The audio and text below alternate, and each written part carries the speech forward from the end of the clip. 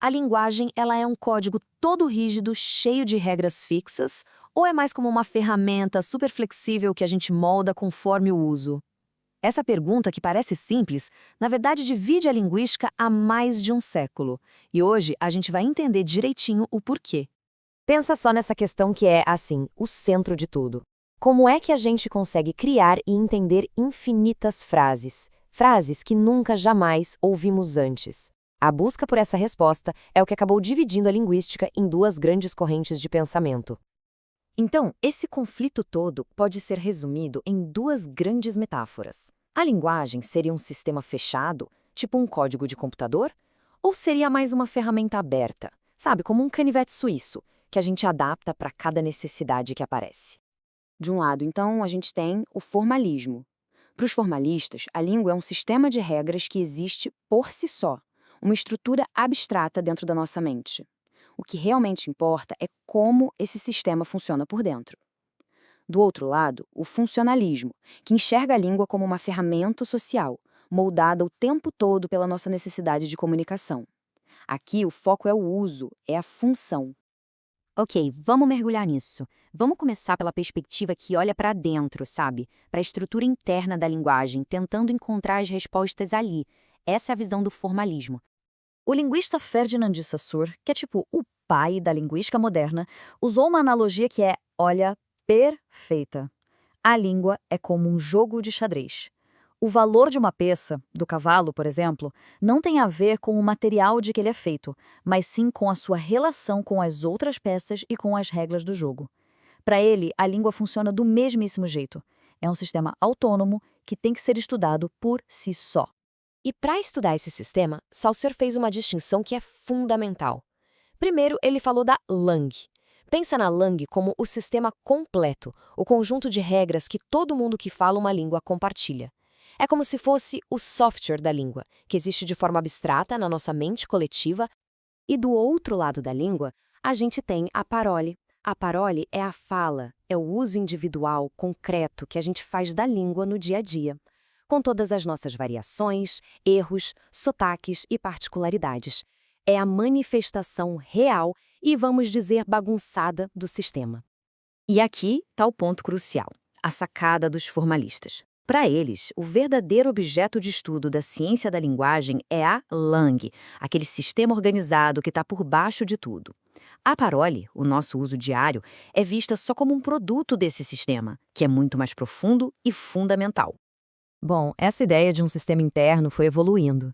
Décadas mais tarde, um outro linguista, o Noam Chomsky, pegou essa ideia e, nossa, levou ela para um outro patamar, adicionando uma camada revolucionária.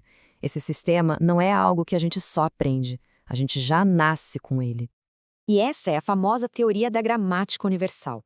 O que ela propõe é que todos nós, seres humanos, nascemos com uma faculdade da linguagem, uma espécie de sistema operacional biológico para a língua. Isso reforça ainda mais a visão formalista de que o que a gente tem que estudar é essa estrutura interna, universal, e não as suas manifestações individuais e cheias de variação. Agora, vamos virar completamente o jogo. E se a chave para entender a linguagem não estiver isolada lá na mente, mas sim aqui fora, no mundo em que ela é usada? Essa é a base do contra-argumento funcionalista. Para os funcionalistas, a linguagem não é uma estrutura autônoma, de jeito nenhum. Ela é, acima de qualquer coisa, uma ferramenta. Um instrumento que evoluiu e foi se moldando para cumprir a sua principal função, a interação social, a comunicação. Então, para essa galera, a gramática não é arbitrária. A estrutura dela é motivada pelas nossas necessidades de comunicação. O contexto não é um ruído de fundo, ele é parte essencial do significado. E é por isso que, para eles, a língua tem que ser estudada no seu uso real, onde a gramática e o discurso estão ali se influenciando o tempo todo. Ok, tudo isso é bem interessante na teoria, mas e na prática? Como é que essas duas abordagens se comportam? É agora que a coisa fica boa. Vamos colocar essas duas visões frente a frente, usando exemplos do mundo real. O nosso primeiro exemplo vem de uma propaganda que ficou super famosa aqui no Brasil. A incrível rúcula. Só na hortifruti ela ganhou superpoderes. Se a gente fizesse uma análise puramente formal, na hortifruti seria um adjunto adverbial de lugar. Basicamente, um termo que, do ponto de vista da gramática, poderia ser retirado da frase sem problemas. Mas será que ele é só um detalhe, um acessório? A resposta funcionalista é um sonoro não. Na verdade, essa é a parte mais importante da frase inteira. É ela que cumpre a função principal do anúncio, que é convencer a gente a comprar. A rúcula só é incrível e só tem superpoderes porque ela é da hortifruti. A função comunicativa aqui molda completamente a importância dessa estrutura. Agora, vamos para um contexto totalmente diferente e bem mais sério. Uma manchete de jornal. Motorista bêbado e sem carteira atropela 2 crianças. De novo, se a gente olhar só para a gramática, bêbado é um adjetivo, um modificador que descreve o motorista. A frase continuaria fazendo sentido sintático sem essa palavra. Mas do ponto de vista da comunicação, será que ela é opcional? Claro que não. A função dessa palavra vai muito, mas muito além de só descrever. Ela está ali para atribuir culpa, para apontar uma causa para essa tragédia e para gerar uma reação de indignação em quem está lendo. Ela não só informa, ela cumpre o propósito de responsabilizar e de comover. Depois de ver essas 2 perspectivas em ação, fica bem claro que elas nos fazem enxergar a linguagem de maneiras muito, muito diferentes. Então, o que a gente tira de tudo isso? Qual é o ponto crucial? Olha, esse quadro resume a divisão de um jeito bem direto. O formalismo foca no sistema abstrato, na Lang, e a grande pergunta é, quais são as regras?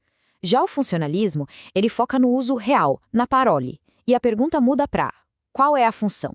Por que essa estrutura é assim? São perguntas totalmente diferentes, que levam a descobertas diferentes. E a grande conclusão, talvez, seja essa. Não se trata de escolher um vencedor. As 2 abordagens são essenciais. O formalismo nos ajuda a entender a arquitetura da linguagem na nossa mente, enquanto o funcionalismo nos mostra como a gente usa essa arquitetura para construir significado no mundo real, no dia a dia. Então, fica aí uma reflexão final. Quando a gente se comunica, estamos só executando um código que já existe na nossa mente? Ou será que estamos usando uma ferramenta de forma criativa para construir significado em tempo real? A beleza da linguagem humana talvez esteja exatamente aí, nessa dança constante entre essas 2 realidades.